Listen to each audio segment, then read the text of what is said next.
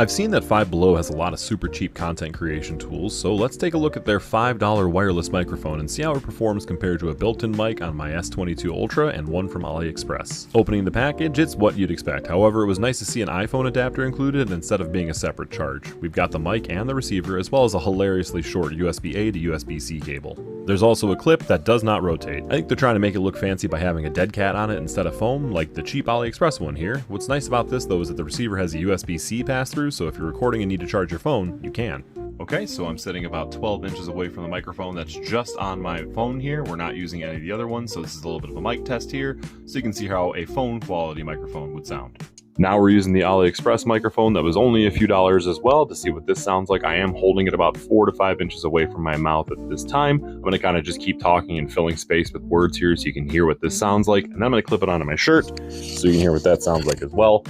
And now it's clipped on my shirt, and this is what it would be like if you were using it clipped onto something and seeing how it would sound hands-free. Now we're using the Five Below microphone, which is about 4 to 5 inches away from my mouth as I'm talking into it. Now I did notice that the receiver here on the phone does not have any kind of light indicator, which is kind of a bummer. You only have to go off of this here, and if it's green, that means that it's connected. Again, I'm just kind of talking to fill space. I'm going to clip this onto the shirt now.